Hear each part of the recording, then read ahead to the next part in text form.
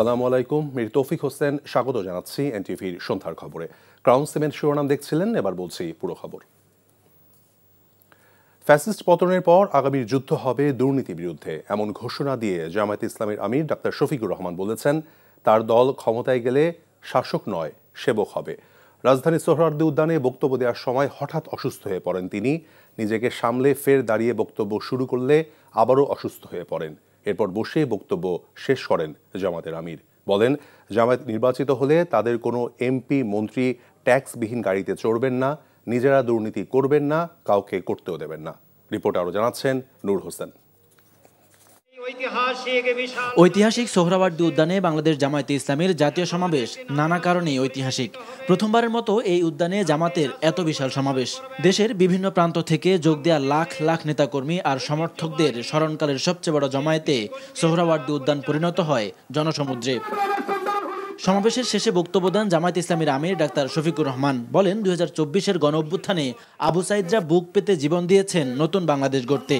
বলেন, ফ্যাসিবাদের পতনের পর এবারের লড়াই দুর্নীতির বিরুদ্ধে। একটা লড়াই হয়েছে ফ্যাসিবাদের বিরুদ্ধে, আরেকটা লড়াই হবে দুর্নীতির বিরুদ্ধে ইনশাআল্লাহ। এই দুর্নীতির মূল উৎপাটন করার জন্য যা দরকার, আমরা তারুণ্য এবং যৌবনের শক্তিকে একত্রিত করে সেই লড়াইয়েও ইনশাআল্লাহ বিজয় লাভ করব। দুপুর 2টায় আনুষ্ঠানিকভাবে জাতীয় সমাবেশ শুরু হলেও অনুষ্ঠানস্থলে দুপুরের আগেই কানায় কানায় পূর্ণ হয়। শুরু থেকেই সমাবেশের মঞ্চে উপস্থিত ছিলেন ডাক্তার শফিকুর রহমান। দীর্ঘ সময় ধরে সবার বক্তব্য শোনার পর সবশেষ যখন বক্তব্য দিচ্ছিলেন, 67 বছর বয়সী বর্ষিয়ার নেতা হঠাৎ অসুস্থ হয়ে পড়েন। তার প্রথম প্রমাণ হচ্ছে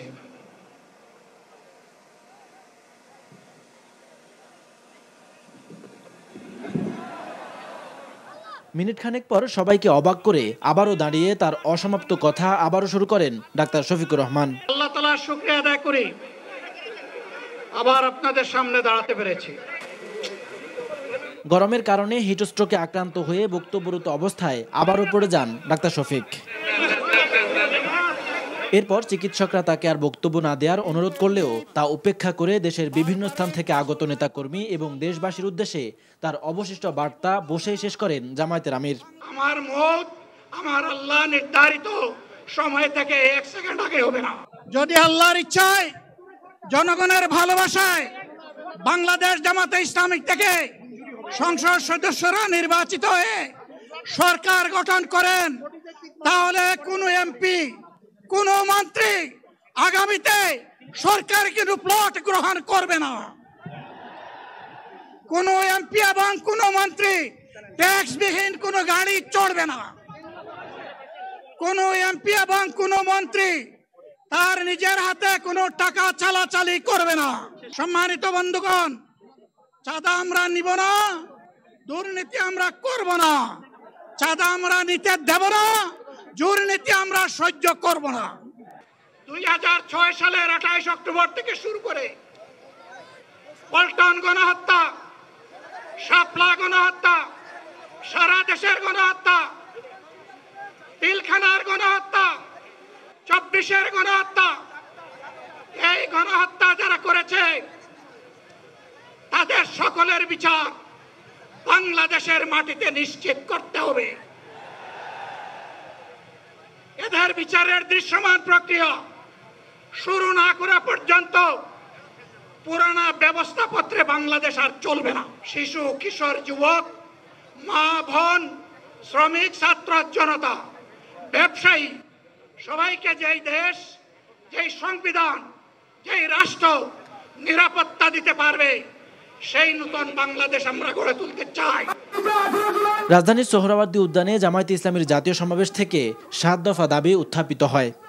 ঐতিহাসিক সোহরাওয়ার্দী উদ্যানের লক্ষ লক্ষ জনতার এই সমাবেশ থেকে জামায়াতে ইসলামীর ঘোষণা, এদেশে আর কখনো ফ্যাসিবাদের জায়গা হবে না।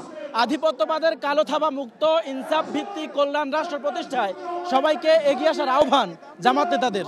সোহরাওয়ার্দী উদ্যান থেকে নূর হোসেন, এনটিভি নিউজ, ঢাকা। দলের জাতীয় সমাবেশে বক্তব্য দেওয়ার সময় হঠাৎ অসুস্থ হয়ে পড়া জামায়াতে ইসলামীর আমির ডাক্তার শফিকুর রহমানের অবস্থা আশঙ্কা মুক্ত বলে জানিয়েছেন চিকিৎসকরা।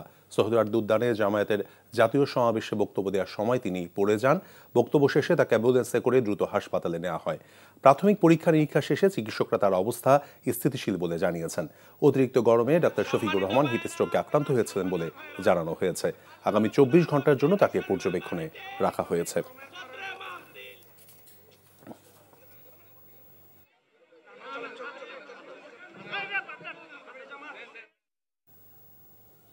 বাংলাদেশ জামায়াতে ইসলামীর জাতীয় সমাবেশে বিভিন্ন রাজনৈতিক দলের আমন্ত্রিত নেতারা অভিযোগ করেন, ফ্যাসিবাদের দোসররা মাথা উঁচু করে দাঁড়ানোর চেষ্টা করছে, যা এখনই প্রতিরোধ করতে হবে। বক্তারা বলেন, যেন তেন নির্বাচনের হাত ধরে এই জাতির মুক্তি আসবে না, প্রয়োজন জাতীয় ঐক্য। বিস্তারিত ইফতেখার রেজার রিপোর্টে। আইনের আওতায় নিয়ে আসতে হবে। দুপুর 2টার কিছু পরেই রাজধানীর সোহরাওয়ার্দী উদ্যানে জামায়াতে ইসলামী আয়োজিত জাতীয় সমাবেশ শুরু হয়। সমাবেশে জামায়াতে ইসলামের কেন্দ্রীয় নেতারা ছাড়াও আমন্ত্রিত ছিলেন দেশের বিভিন্ন রাজনৈতিক দলের নেতারা। আমন্ত্রিত বক্তারা শেখ হাসিনার বিচার দাবি করে বলেন, শেখ হাসিনার বিচার হতেই হবে। আমাদের বিচার লাগবে। এই বাংলাদেশে খুনি হাসিনার বিচার হতেই হবে। 17-18 বছর ধরে জামাত ইসলামী তথা ইসলামী শক্তির উপরে যে অত্যাচার, জুলুম, নিপীড়ন হয়েছে, তার বিরুদ্ধে এই জনসমুদ্র হচ্ছে গণবিস্ফোরণের সৃষ্টি করেছে। পেশিবাদের দোসররা আজকে মাথা উঁচু করে দাঁড়াবার চেষ্টা করছে। আজকে তাদের মাথা ভেঙে দিতে হবে। এই জুলাই মাসের মধ্যে শহীদ গাজীদের স্বীকৃতি দিয়ে জুলাই প্রক্লেমেশন ঘোষণা করতে হবে। মৌলিক সংস্কার না করে নির্বাচনের দিকে না হাঁটার দাবিও জানান বিভিন্ন রাজনৈতিক নেতারা। পিআর পদ্ধতিতে কেন্দ্র দখল হবে না, তাহলে মতলব পূরণ হবে না। পিআর পদ্ধতিতে টাকা দিয়ে ভোট কেনার কোনো সুযোগ নাই, সেই জন্য মতলব পূরণ হবে না। যেটা স্বচ্ছ নির্বাচন, তার বিরোধিতা করা মানে হচ্ছে নতুন বাংলাদেশ গড়ার ব্যাপারে তারা সিনসিয়ার নয়। সরকারকে বলতে চাই, সেই শাসনতান্ত্রিক ব্যবস্থার মৌলিক পরিবর্তন না করে আপনারা নির্বাচনের দিকে হাঁটবেন না। জুলাই সনদ প্রণয়ন করে সেটাকে সুরক্ষা দিয়ে বাস্তবায়নের জন্য লিগ্যাল ফ্রেমওয়ার্ক অর্ডারের মধ্য দিয়ে এলএফএ করে সেটাকে বাস্তবায়ন করতে হবে। দেশপ্রেমিক জনতার ঐক্য, জাতীয় ঐক্য আজকে প্রয়োজন, ইসলামপন্থী জনতার ঐক্য। হিন্দুরা আওয়ামী লীগের কাছে দীর্ঘদিন যাবৎ বন্দী ছিলেন, এমন অভিযোগ করেন বাংলাদেশ জাতীয় হিন্দু মহাজোটের মহাসচিব ডক্টর গোবিন্দ চন্দ্র প্রামাণিক। যদি আবারও এই দেশে পিআর সিস্টেম ছাড়া যদি নির্বাচন হয়, আবার ফ্যাসিবাদ আসবে, আবার আপনাদেরকে এই ফ্যাসিবাদ সরানোর জন্য আবার জীবন দিতে হবে, রক্ত দিতে হবে। দেশে মুসলিম, হিন্দু, খ্রিস্টান সহ সকল ধর্মের মানুষ শান্তিতে বসবাস করবে, এমন আশাবাদ প্রকাশ করেন সমাবেশের বক্তারা। Iftekhar Reza, NTV news, Dhaka. জামায়াত ইসলামীর জাতীয় সমাবেশ ঘিরে পুরো রাজধানী লোকে লোকারণ্য হয়ে পড়ে। ঢাকার নানান প্রান্ত থেকে সোহরাওয়ার্দী উদ্যানমুখী প্রতিটি সড়ক পরিণত হয় জনস্রোতে। স্লোগানে স্লোগানে মুখর হয়ে ওঠে সমাবেশস্থল এবং আশেপাশের সড়ক। মানুষ আসে দেশের বিভিন্ন প্রান্ত থেকে। আইনশৃঙ্খলা বাহিনীর সদস্যদের পাশাপাশি জামায়াতে প্রায় 6000 স্বেচ্ছাসেবক নিয়োজিত ছিলেন সমাবেশের শৃঙ্খলা রক্ষায়। কায়কোবাদ মাহমুদের রিপোর্ট।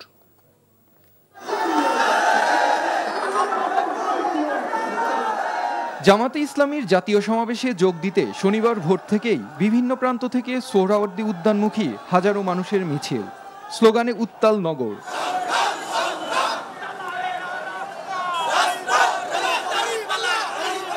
গাবতলী, সায়দাবাদ, মহাখালী, বনানী, কমলাপুর, পুরান ঢাকা সহ নগরীর বিভিন্ন এলাকা থেকে দীর্ঘপথ পায়ে হেঁটে সমাবেশের স্থলে পৌঁছে নেতাকর্মীরা। ব্যানার, ফেস্টুন আর দলীয় ও জাতীয় পতাকায় সজ্জিত গোটা রাজপথ।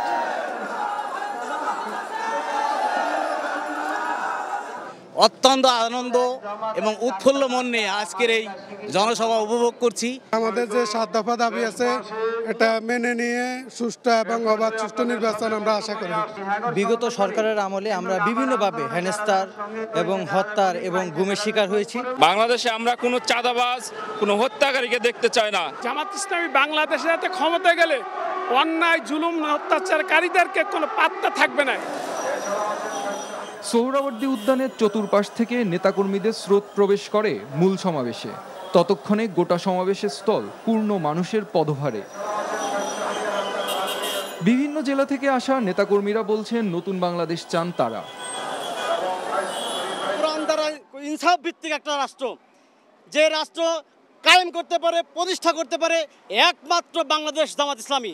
ভবিষ্যতে এরকম চাঁদাবাজ যাতে আর দখলবাজ উঠতে না পারে, এই সদ্যফা বাস্তবায়ন হলে ভবিষ্যতে ইনশাল্লাহ গণস্বৈরাচার উঠতে পারবে না। ইসলামী শাসন, ইসলামী দল একবারও দেখি নাই, এইবার শেষবারের মতো আমরা একবারের জন্য হলেও দাঁড়িপাল্লাকে চাই। সৎ লোকের শাসন চাই, সৎ লোকের শাসন, একটা নিরপেক্ষ নির্বাচন হোক। মূলত একটি সমৃদ্ধ বাংলাদেশ গড়ার লক্ষ্যে আমরা সামনের দিকে এগিয়ে যেতে চাই। জামাতের সমাবেশ ঘিরে রাজধানীতে যান চলাচল ছিল কম, এতে ভোগান্তিতে পড়ে অনেকে।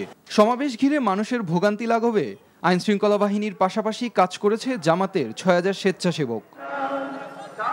Kaykobad Mahmud, NTV news, Dhaka. July August গণঅভ্যুত্থানের বর্ষপূর্তি উপলক্ষে বেসরকারি বিশ্ববিদ্যালয়ের শিক্ষক শিক্ষার্থীদের অবদান এবং শহীদদের স্মরণে রাজধানী কৃষিবিদ ইনস্টিটিউটে বক্তব্য রাখছেন বিএনপির ভারপ্রাপ্ত চেয়ারম্যান তারেক রহমান। সরাসরি যাচ্ছি তার বক্তব্যে।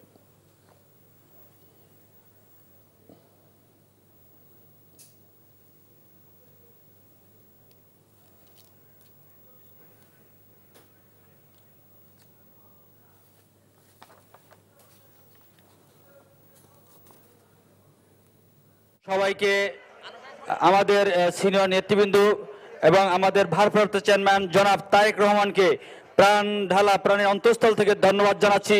অত্যন্ত ধৈর্যের সাথে প্রাইভেট বিশ্ববিদ্যালয়ের শিক্ষার্থীদেরকে মূল্যায়ন করার জন্য, সময় দেওয়ার জন্য আমাদেরকে। আমরা আপনার সংগঠিত কিছু নৃশংস এবং অনাহত ঘটনা জনমনে অন্তর্বর্তীকালীন সরকারের সক্ষমতাকে ক্ষেত্র বিশেষে কিছু প্রশ্নবিদ্ধ করেছেন।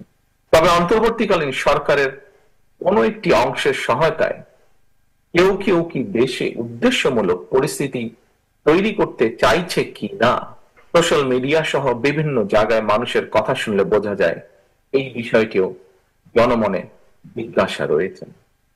অন্তর্বর্তীকালীন সরকারের পক্ষে অবৈধ নির্বাচন অনুষ্ঠান সম্ভব কিনা কোন কোন মহল থেকে এমন ধরনের প্রশ্ন উপস্থাপন বিচ্ছিন্ন বক্তব্য হিসেবে বোধহয় দেখার আজ কোনো সুযোগ নেই। জুলাইয়ে পরাজিত ফ্যাসিস্ট শক্তি আবার সক্রিয় হচ্ছে জানিয়েছে বিএনপি মহাসচিব মির্জা ফখরুল ইসলাম আলমগীর। বলেছেন, ক্ষমতা ফিরে পেতে নানান চক্রান্তে লিপ্ত রয়েছে আওয়ামী লীগ। দুপুরে জাতীয় প্রেস ক্লাবে গণতন্ত্র মঞ্চ আয়োজিত গণঅভ্যুত্থানের প্রত্যাশা শীর্ষক আলোচনা সভায় তিনি বলেন, সরকার নির্বাচন দিতে যতই বিলম্ব করছে আওয়ামী অপশক্তি ততই সংগঠিত হচ্ছে। তাই দ্রুত নির্বাচন দিয়ে দেশকে গণতন্ত্রের সঠিক পথে পরিচালনার সুযোগ দেওয়ার আহ্বান জানান মির্জা ফখরুল। বলেন, দেশকে নতুন করে গড়ে তোলার সুযোগ এসেছে, একে কাজে লাগাতে না পারলে দেশ আবারও বহু বছর পিছিয়ে যাবে। তিনি বলেন, ফ্যাসিবাদের হাতে ক্ষমতা দেয়া যাবে না। বিএনপি জনগণকে সঙ্গে নিয়ে গণতান্ত্রিক এবং কল্যাণের রাষ্ট্র গড়ে তুলতে চায়।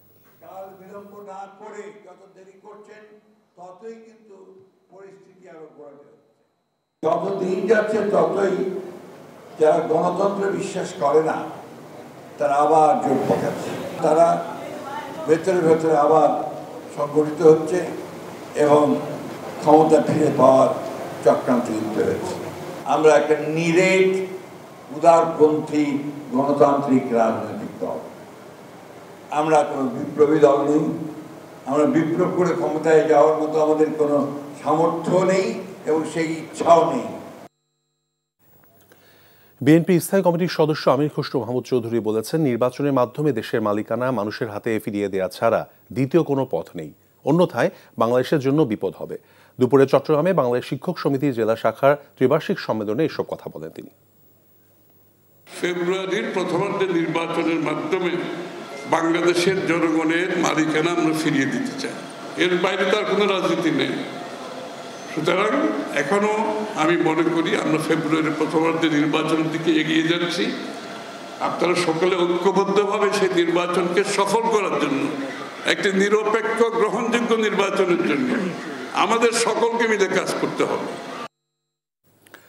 নির্বাচন নিয়ে কোনো অনিশ্চয়তা নেই বলে জানিয়েছেন অন্তর্বর্তী সরকারের প্রধান উপদেষ্টা প্রেস সচিব শফিকুল আলম। সকালে কুমিল্লা ময়নামতি অডিটোরিয়ামে কুমিল্লা বিশ্ববিদ্যালয়ের আন্তর্জাতিক ইভেন্ট অনুষ্ঠান শেষে তিনি কথা বলেন। প্রেস সচিব শফিকুল আলম বলেন, প্রধান উপদেষ্টার দেওয়ার সময় অনুসারেই নির্বাচন হবে। পিআর পদ্ধতি প্রসঙ্গে প্রেস সচিব বলেছেন, বিষয়টি নিয়ে সকল রাজনৈতিক দল এবং কমিশন কথা বলছে, আন্তরিকতার সঙ্গেই বিষয়টির আলোচনা হচ্ছে।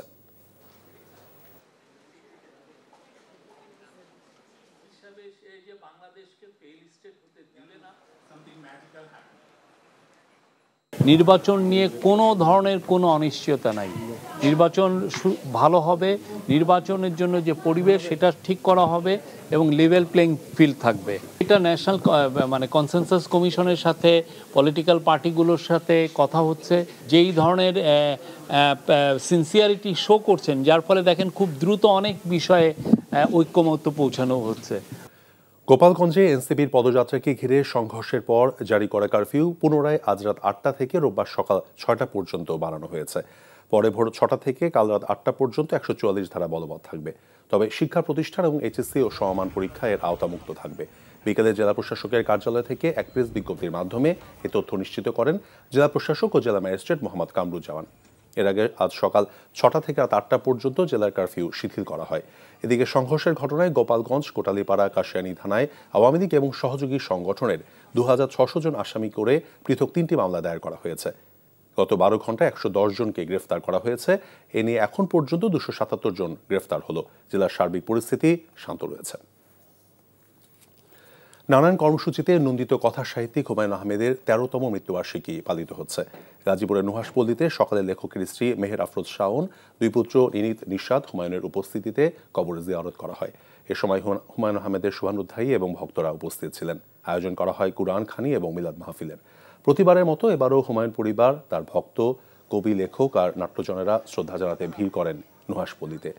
অন্যদিকে নেত্রকোনায় প্রতিকৃতিতে পুষ্পস্তবক অর্পণ সহ নানান আয়োজনের মধ্য দিয়ে হুমায়ুন আহমেদের মৃত্যুবার্ষিকী পালিত হয়েছে। এমআইএসটি আয়োজিত যন্ত্রকৌশল এবং অ্যাপ্লাইড সায়েন্স বিষয়ক আন্তর্জাতিক সম্মেলন ঢাকায় অনুষ্ঠিত হয়েছে। Military institute of science and technology MIST ক্যাম্পাসে ৩ দিন ধরে এই সম্মেলন চলে, যেখানে বাংলাদেশ সহ ১৫টি দেশের খ্যাতনামা গবেষক এবং পেশাজীবীরা যোগ দেন। সেনাবাহিনীর প্রধান জেনারেল ওয়াকারুজ্জামান সম্মেলনের সমাপনী দিনে যোগ দিয়ে সেরা প্রবন্ধ উপস্থাপনকারীদের হাতে পুরস্কার তুলে দেন। এই সম্মেলনে যন্ত্রকৌশল, উৎপাদন প্রকৌশল, অ্যারোনটিক্যাল ও নেভাল ইঞ্জিনিয়ারিং এবং অ্যাপ্লাইড সায়েন্সের বিভিন্ন শাখার সাম্প্রতিক গবেষণা, প্রবন্ধ উপস্থাপন এবং ফলপ্রসূ আলোচনা অনুষ্ঠিত হয়।